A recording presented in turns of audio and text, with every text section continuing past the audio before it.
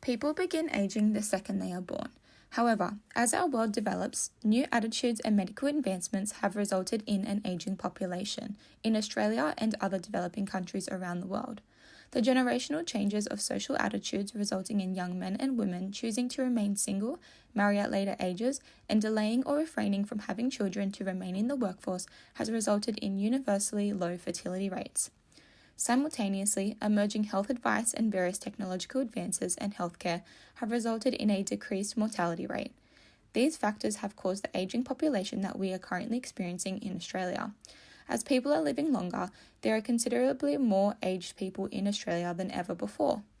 Almost 15% of Australia's population is aged 65 years and over, and is expected to increase to nearly 22.5% by 2050. In 1960, it was estimated that a 65-year-old male would live 12.5 additional years, 15.7 for females, and in 2015 this jumped to an estimation of another 19.5 years, 22.3 for females after turning 65. As people grow older, they experience more ill health and consequently are more likely than younger people to need access to health and personal care services. In 2016, the Australian Bureau of Statistics noted that there were 798,400 Aboriginal and Torres Strait Islander people in Australia, representing 3.3% of the total population. It is also noted that between 2006 and 2016, the Aboriginal and Torres Strait Islander population increased by 2.2%. Whilst the fertility rates for the rest of Australia have declined over the years, the fertility and birth rates for Aboriginal and Torres Strait Islander peoples is significantly higher in comparison. If this continues as projected, the population of First Nations peoples will continue to increase and possibly reach 1 million people by the end of 2027. As this group makes up a considerably large percentage of Australia's population, it is important we consider their multicultural needs and differences to incorporate them into our healthcare systems, to avoid forcing them to assimilate into our westernised aged care facilities and programs, promote positive well-being, and support their mental health and cultural identity. Currently, there is estimated to be over 155,000 Indigenous Australians aged 50 years or older. Aboriginal and Torres Strait Islander peoples are known throughout history to have a very strong connection to their land and family. First Nation peoples feel it is their responsibility to care for the land or country and respect it as almost a life source, having most of their traditions and beliefs linked to the land. This connection to land contributes to the well-being of individuals and community. Aboriginal and Torres Strait Islanders consider social and emotional well-being as a multi-dimensional concept of health.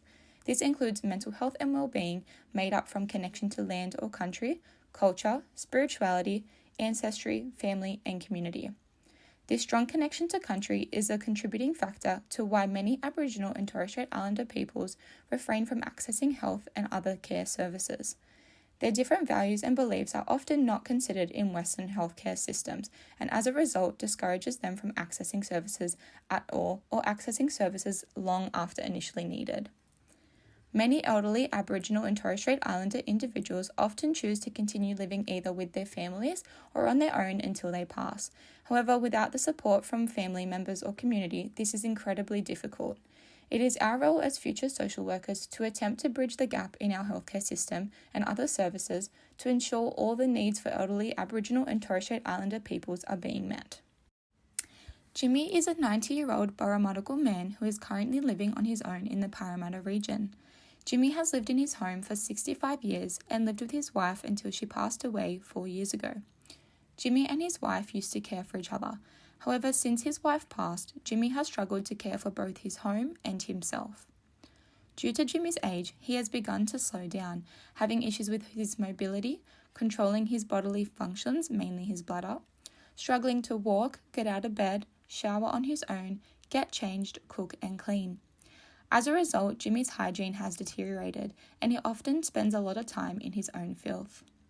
Jimmy is not able to take care of his home and has fallen over in the home a few times and has had to find his own way to get up, often laying on the floor for hours if he is unable to reach his phone and call for help. Jimmy often puts off his weekly shop as he must walk to the local convenience store as he is no longer able to drive, and walk the groceries back. This is a strenuous task for Jimmy, and he sometimes decides to skip or delay his weekly shop, resulting in a lack of food in the home.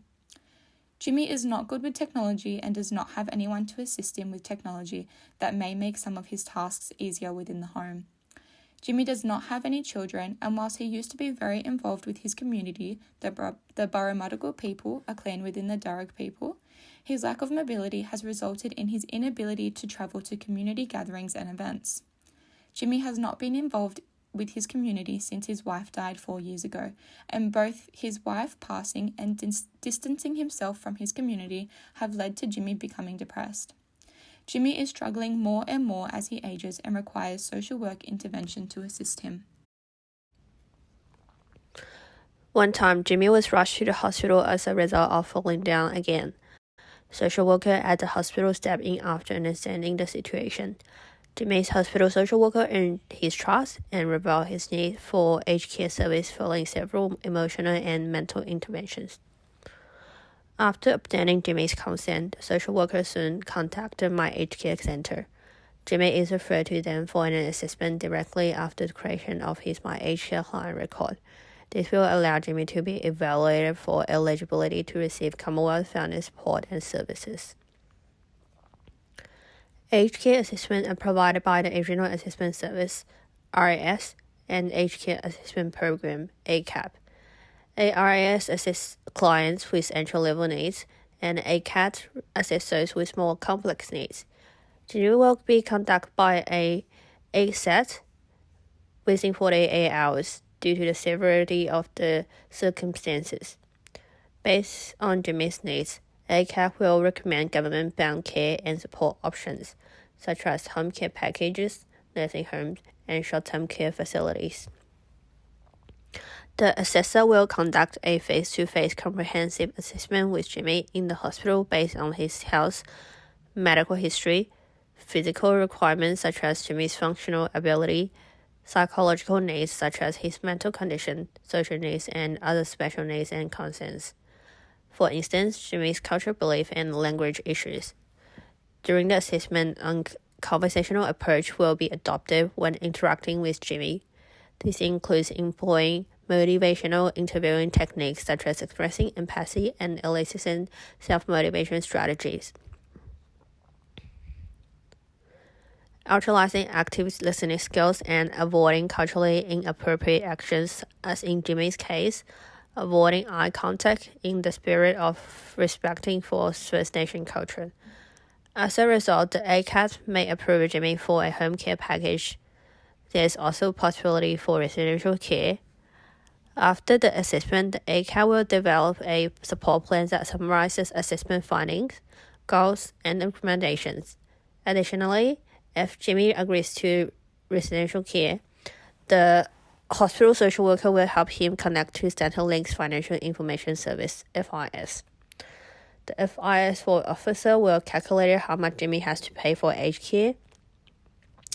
Jimmy will also receive an income and asset test to identify whether he can afford a residential aged care. Otherwise, Jimmy will return to his home once discharged from the hospital. The ACAT will then match Jimmy to a provider that meets his needs based on his best interest. This is where caseworker or case manager fit in. Caseworker will work with Jimmy to develop and implement individualized care plan best suited to his needs. A caseworker will be responsible of conduct ongoing health care assessment of the client to ensure they are receiving appropriate care and monitoring whether the treatment is successful. License with service provider, medical and allied health professional. Organize service, personal care and appointment on behalf of clients. Negotiate with legal and advocacy group to ensure the client's rights are protected during the course of receiving aged care. As well as provide education around aged care. Stay informed about clients' process and share it with their family and caregivers. In this process, a person-centered approach needs to be employed. The person-centered approach hypothesizes that the interest of the clients needs to be valued and help clients acquire the skills needed to explore themselves and the meaning of their lives. From the perspective of person-centered theory, caseworkers need to fulfill the internal needs of the clients as well as solve their difficulties. Under such circumstances, interpersonal relationship between caseworkers and client plays a vital role in the intervention process. For this Indigenous man to identify his needs, extensive and in-depth face-to-face communication is a crucial step in selecting compatible aged care home and services. For instance, in this case, Jimmy hasn't been involved in a community activities for almost 4 years. However, in Indigenous cultural values, family and community plays a vital role. As a consequence, in the process of determining what service Jimmy needs, caseworkers need to take this aspect into consideration, and social support need to be integrated into the aged care package to improve the mental and psychological well-being of Jimmy. Moreover, Jimmy suffers from some problem in his lower limbs that limit his mobility. For the purpose of enhancing his physical well-being, he will require a light health service such as an occupational therapist and a physiotherapist to strengthen his mobility. Besides assistance with personal care, domestic, household assistance, shopping, and transport are also needed with the aim of improving his living quality. With funds from the Home Care Package program, Jimmy will be able to access those services. As part of the intervention process, culturally responsive practice needs to be implemented. Culturally responsive practice are interpreted as those practice in which cultural diversity is taken into consideration, and the influence and participation of culture on the psychological well-being of the clients are acknowledged. Considering this, Fan et al. Reports that caseworkers need cultural competence, which comes in three forms: cultural attitude, cultural skill, and cultural cognition. In light of this, as much information as possible will be gathered from this Indigenous man, such as who his mob is, using an Indigenous culture supported manner and language when asking questions, and making sure the service provider he has chosen are culturally safe without any discrimination or oppression on his part. Moreover, caseworkers need to work closely with Aboriginal and Torres Strait Island communities, including maternal and paternal extended family members, where appropriate if the recipients are Aboriginal and or Torres Islander. In addition, caseworkers are entitled to organize, connect, and implement care support plan. An ongoing phone checkup by a caseworker is necessary to monitor and evaluate whether his physical and mental needs are being met. An annual review of his care plan is also necessary. Another adopted theory is ecological system theory, which integrates the impact of social, political, and personal contact into clients' lives. In this way, a systematic perspective needs to be employed to understanding the different contributors to the current situation faced by a client, so that they can strive to combine different system contact to help client. As for Jimmy, the micro-social environment is his way of doing this work.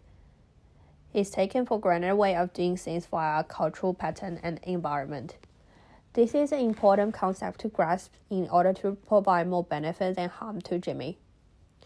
In addition, more awareness is needed concerning the common bias and stereotype against Indigenous people. Jimmy's meso-social environment is influenced by his interrelationship with people, including his mob, elder, family, and social group. His microenvironment will be his home and community. In this case, a lack of surrounding help as a result of the little understanding of people who live nearby towards Indigenous people, and the low interaction between him and his neighbor and local communities. Orientated by this theory, First Nation intervention practices is advocated.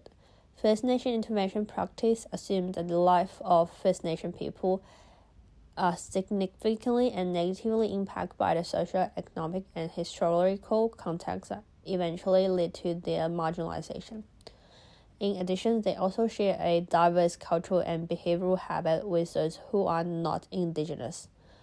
When delivering those practices, the caseworker must have a thorough understanding of the factor, which include both social or economic factor, which contribute to the current situation of the client in order to collaborate and coordinate with service provider, as well as medical and allied health profession, in order to advocate for and support the client.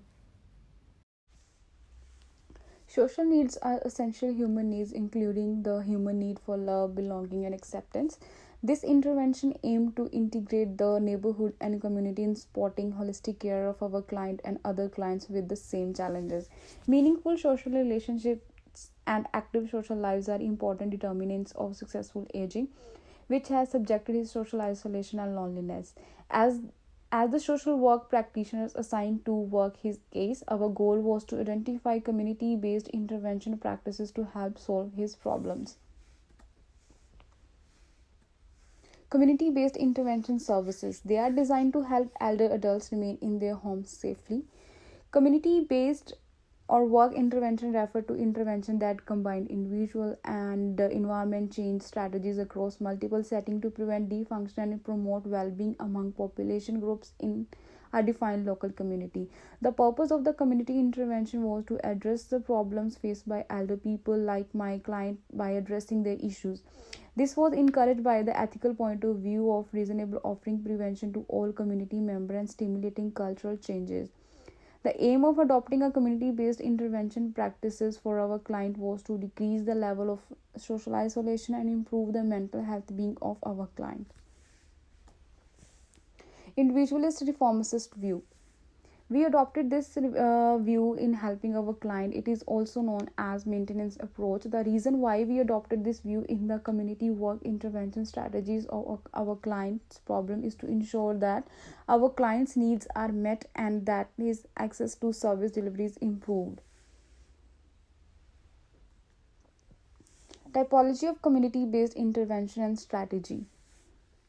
As a setting, the community is defined geographically as where interventions are carried out, and interventions employed include education, family, organization, public policy, and social network strategies. As a target community refers to the goal of creating health community environments through broad systematic changes in public policy and community-wide institutions and services. Our strategies involved identifying and shifting the care of our client to a community-based health workers, as our client lacked support from family, which is contributed to his deteriorated health. Intervention approaches adopted. Effective community intervention require us as a social worker to identify relevant and winnable issues to organize and mobilize the community. We helped our client collect evidence of the needed for him to access benefits for elder individuals. By helping our client access resources, we built client autonomy and helped put an emergency plan in place suppose a crisis emerged. The goal of the direct approach model was to help our client function through the direct provision of materials to reduce the challenges he was facing due to situational deficiencies. We mobilized resources and counsel our client on making good use of them. Through intersection mediation, we connected our client with the service he needed. The remedial approach was influential in introducing our client to group and using the group guided process to treat and rehabilitate him. Identified community groups and services. Australian Multicultural Community Services. The community service matches volunteers and elder individuals with shared cultural background, interests, and hobbies. It aims to provide to improve lives through sport care and empowerment. Their services are home care, sports, social sport groups, and volunteer visiting groups. Identified the volunteer visiting group and social support group as appropriate for our client. The social support individual offer weekly to support one-on-one for clients, and condition are that an individual must be living at home and does not receive a home care package. This was because our client was currently not enrolled and was not receiving any home care package and was unable to do anything for himself. Koori Community Aged Care Program. Koori Community Aged Care Program is funded through the Australian Department of Health and Aging. The aim of the community group is to offer care to Indigenous elders with Aboriginal value and respect being the guiding principle. It aimed to provide a range of care services to assist and enhance elders' quality of life and maintain their autonomy to remain living at home independently in a good health as long as possible. Its relevance is to enable our client to maintain and retain his individuality and identity, help reduce the feeling of isolation and loneliness, offer rational engagement with other Indigenous home members supported by group, which will help promote the mental, physical, emotional, and spiritual safety of our client. Australian Red Cross Aged Care Services, run by Australian Red Cross Society, offer a number of services such as companionship and social support group, matches in an elderly individually one-on-one with a friend, phone calls each week to ensure that client is okay. The main purpose of this is to companionship and social support group and to elder individual to be more independent, improve their well-being and social connection will while still they remain in their local community. This is applicable to our client's case as the services can be accessed through the federal government by aged care portals. Ecological system theory. The theory adopted to situate our client's experience within an overall economic, social, political, and environmental context. We adopted an ecological system theory to situate the client experience of our client in his social and physical context. The theory allowed for a broader integration and understanding of a client's situation as one affected by the physical and social environments. It has 4-level microsystem. At the first level, client and his immediate physical surrounding. At the second level, mesosystem, interaction between our client and family, church, and peers. Exosystem. At the third level, impact of the neighborhood environment in defining our client's mental health. At the last level, the macrosystem, our client's ideologies that shape his behavior and relationship. Emerging client issues. We experienced challenges when intervening in our client's situation, which was contributed to by his being from the Indigenous community. Apart from the cultural and linguistic barriers, our client was wary of in our interventions.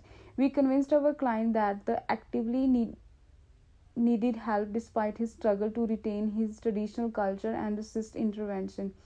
We learned that we need to work at our client's pace and support by providing resources for self-management and enabling strategies to secure him elderly support packages. Our client was particularly resistant to utilizing available program as he felt that the services were not sensitive to his ethnic group.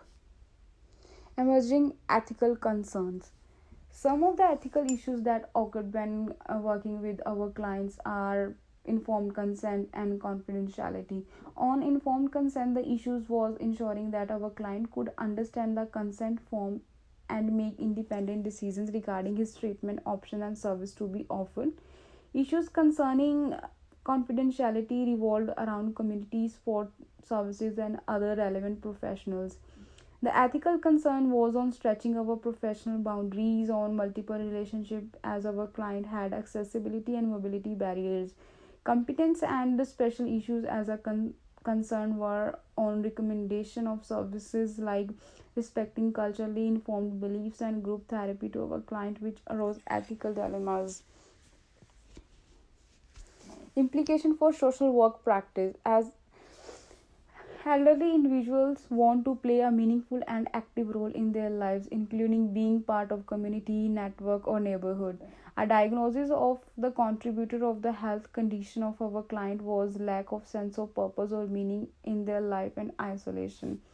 This is an increasing problematic issue with individuals as they age. Therefore, this mean to us as a social work practitioners, we need to integration of ecological system theory in a development of primary care and home health program that would allow the elder people to remain at home and receive necessary support without compromising their health care needs. Develop neighborhood initiative to stimulate social contacts, encourage and promote effective active involvement of elderly individuals, implement policy actions that incorporate elder people in volunteer and leisure activities, and creating integrational activities. Jimmy to have lived in his diminished state for a duration of time indicates that there was a flaw in the Australian welfare system that needs to be addressed via policy. The development of an effective policy intervention requires the assessment of the individual needs of a person. The needs assessment can be done using the comprehensive geriatric assessment tool to determine the areas of interest. The comprehensive geriatric assessment tool covers the physical, social, and psychological needs of elderly adults in need of social care. The key aspects covered in the method include functional capacity, polypharmacy, mood, fall risk, goals of care, financial support, social support, advanced care preferences, and cognition. Functional status explores the capacity to perform daily activities such as bathing, feeding, and grooming. In the case study, the subject of concern has lost his functional capacity. Moreover, he has limited mobility and is thus at high risk of falling any time he attempts to move. Although no mental disorders are listed, he is highly susceptible to memory loss and impaired mental functioning related to old age. His cognitive status faces a high risk of dementia and other conditions. While the case study does not identify any mood disorders in the person of interest, due to lack of family or social support and the subsequent isolation and loneliness, he is at high risk of developing conditions like depression and anxiety. There's also no indication that the person is taking any medication. Although the situation could change if any mental conditions are identified under conditions of improved social care. The case study also shows that the man has no form of financial or social support. He also has no family members to cater to his needs. The individual does not have access to social care workers who may assist him with daily activities. The man certainly lacks basic needs like food and clothing due to the basic absence of support. The social care policy goal is to improve the well-being of the person through providing for his physical, psychological, and social needs. Another goal of care is to prevent the onset of mental disorders and other health conditions by providing social support. Moreover, the social policy will also take into consideration the specific preferences of the individual to make him part of the process. Other aspects of advanced care include providing a healthcare proxy to aid in decision-making in case the man becomes personally incapacitated. The assessment shows an effective policy intervention should provide support to improve his functional status, financial well-being, fall risk, nutrition, and social care.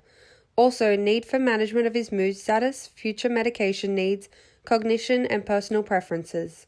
The overall policy goal is to improve the living status of the individual, as well as minimize risks of further deterioration in personal well-being. The systems theory explains that behavior is a result of multiple factors that interact as a system. In the context of social care for the elderly, the status of care is a result of multiple factors that may include access to public social services, access and or willingness to live in an elderly home, discrimination, lack of retirement benefits, divorce, and family breakdown. The case study of an Indigenous man raises the possibility of lack of retirement benefits, lack of access or denial of social care services, as well as mistrust of public social facilities. The policy intervention seeks to develop a comprehensive system of care by strengthening existing systems and developing new care systems where none exist.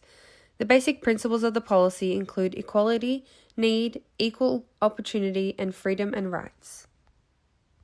Equality has reference to providing resources to all the elderly people that require support, irrespective of their race or economic status. Equal opportunity is ensuring that elderly people receive similar levels of treatment. Need refers to providing for the necessities, while freedom refers to protection of individual rights, such as privacy, prevention of mistreatment, and involvement in decision-making. A policy intervention for the case study should involve providing funding for long-term care facilities that can host the elderly man. Most facilities, especially those located within Native communities, suffer from perennial underfunding. Bylander reports that Indigenous community authorities pay for long-term care using resources from multiple federal agencies. Multiplicity of agencies coupled with lack of clear policy makes it difficult to secure sufficient financing. Consequently, there is a need to establish a dedicated funding agency for long-term care facilities. The agency will be tasked with appropriating sufficient financial resources to support the provision of the CGA-listed needs for the elderly. The CGA needs include support for improving functional capacity, medication, mental health, cognition, nutrition, reduction of fall risk, financial and social support. Additional funding should cover specialised training for social care workers to enhance their capacity, providing them utmost care for elderly people. Noted that Indigenous communities struggle to get refunds from Medicare due to the complex process involved. Moreover, there is a need to construct more nursing homes in areas that have a high percentage of the ageing population. The second part of the policy should involve regular screening of the population to identify isolated elderly people that require social care. The screening can be done by the established social welfare departments and health departments. The case study shows the man is isolated and is unable to move around to look for support. There is an identified need for use of data to inform the development of tailored care packages for elderly people within nursing homes. Most Indigenous people prefer to live with their families and only move to homes seasonally.